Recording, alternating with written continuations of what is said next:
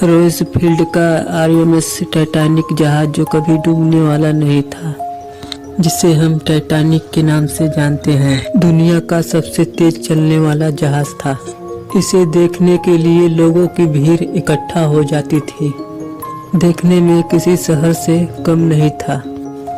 यह 10 मंजिला जहाज थी और इसे बनाने में 3 साल का टाइम लगा और जिस कंपनी में बन रहा था उस कंपनी में 40 लेबर घायल हो गए थे और 6 लेबरों की मौत हो गई थी।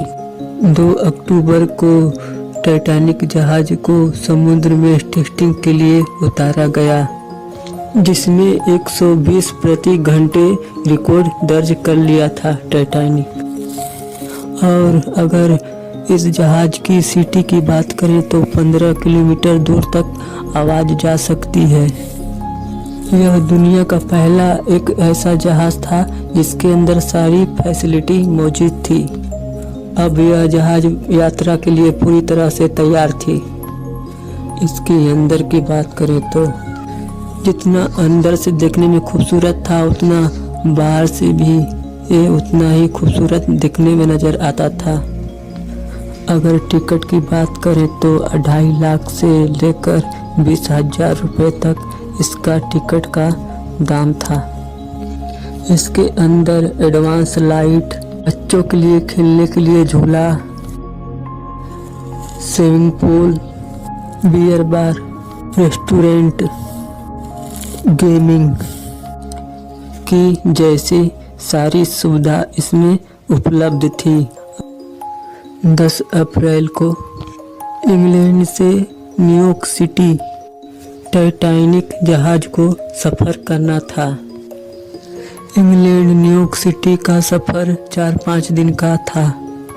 इस जहाज के कैप्टन का जहाज चलाने का तजुर्बा ज़्यादा था।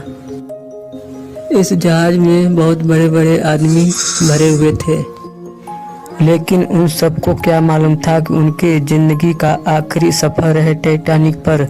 अब ये टाइटैनिक डूब जाएगी।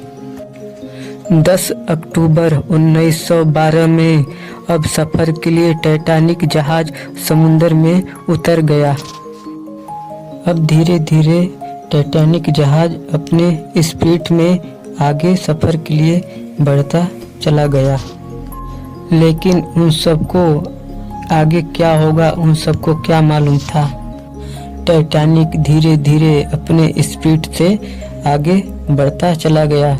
महासागर में जब पहुंचा तो अचानक मालूम चला कि इंजन में आग लग चुकी है। यह बात सब अधिकारी को मालूम चल गया, लेकिन इसके बारे में किसी को भनक नहीं देना जरूरी समझा। 3 दिन का सफ़र करते हुए टाइटैनिक जहाज अब समुद्र के बीच भाग में आ गया था। 14 अप्रैल 1912 को जश्न मना रहे थे आदमी। टाइटैनिक जहाज बीच समुद्र में पहुंच गया, जहां चारों तरफ अंधेरा अंधेरा था। कहीं भी उजाले का नामो निशान नहीं था। 2 ऑफिसर टाइटैनिक के आगे वाले हिस्से पर चढ़ के दूर तक नज़र से देख रहे थे कि आगे कहीं कोई खतरा तो नहीं है। उनका काम था खतरे को भांपना। वहाँ का मौसम बहुत खराब था और ठंड ज़्यादा लग रहा था। सबके मुंह से भाप निकल रहा था। अब वह टाइटैनिक का आखिरी सफ़र आ गया था।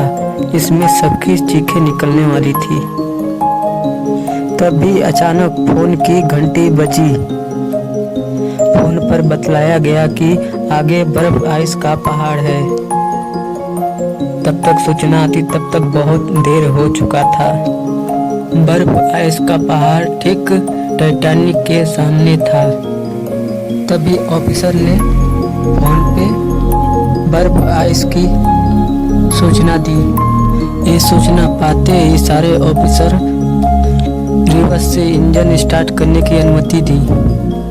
30 से 35 सेकंड था पहाड़ से लड़ने के लिए टाइटैनिक जहाज को। लाख कोशिशों के बाद भी टाइटैनिक जहाज बर्फ आइस पहाड़ से जा टकराया। पहाड़ से टकराते हुए नीचे वाले फ्लोट में पानी भरना स्टार्ट हो गया था।